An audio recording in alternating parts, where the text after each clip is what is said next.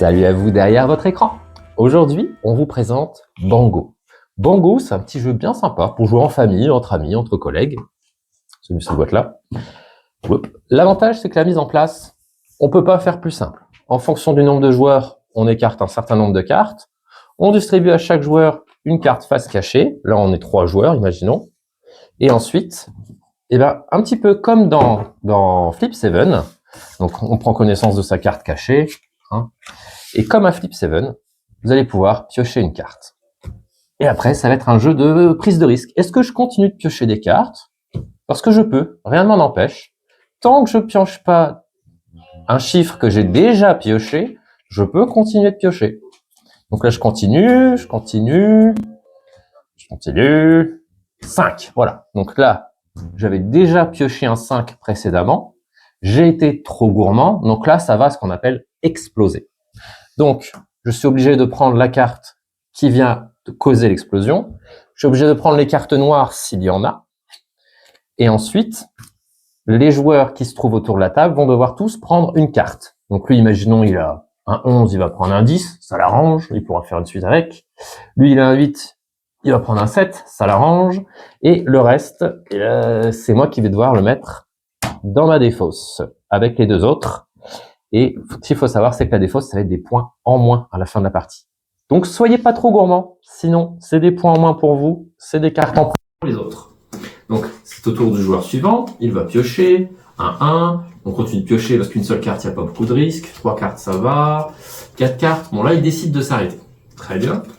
Quand il s'arrête, il peut prendre les cartes qu'il veut dedans. Il peut dire, bah, ces deux-là, j'en veux pas. Celles-là, je les prends. Donc là, il a intérêt à prendre tout. Pourquoi? Parce qu'il va pouvoir les placer. Une fois qu'on a des cartes, on peut les placer. Alors imaginez-vous que vous avez 3 colonnes chacun, dans lesquelles vous devez faire des suites, donc peu importe la couleur. Donc là, lui, il va faire un 8, un 9, un 10, et en main, il voit qu'il peut aussi faire un 10 et un 11. Donc là, c'est bien, il a déjà démarré 2 colonnes. Sachant que, pour démarrer une colonne, il faut toujours commencer par au moins 2 cartes. Mais après, à l'avenir, vous pouvez très bien rajouter qu'une seule carte dans une colonne déjà commencée, c'est pas gênant. Donc, on va faire ça jusqu'à vider le paquet.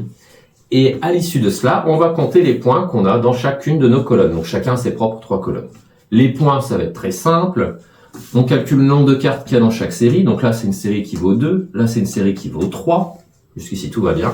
Et après, dans une seule série, on va avoir la couleur majoritaire. Et vous allez recevoir autant de points bonus que le nombre de cartes de cette couleur. Là, ici, il n'y a qu'une seule couleur, elle est forcément majoritaire, donc ça fait 2 points bonus. Donc, finalement, ça fait 4 points pour cette série. Là, ici, ce sont les rouges qui sont majoritaires, donc ça fait aussi 2 points bonus. Donc 1, 2, 3, 4, 5, 6, 7, 8, 9. Ce joueur-là, il aurait 9 points si la partie s'achetait maintenant. Par contre, faites attention, parce qu'imaginons que ça, c'est j'en ai un 11. Là, il n'y a pas de couleur majoritaire. Il n'y aura pas de points bonus. Donc, il faut non seulement faire attention aux chiffres, mais aussi à la couleur de ce que vous allez mettre.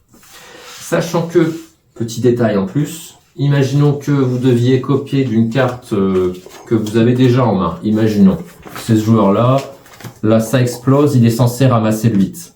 S'il a un 8 en main, il peut se dire, bah non, j'annule le 8 avec mon 8 et 2 cartes sont détruites. Ça n'ira pas dans ma défausse. Ça n'ira pas en point négatif.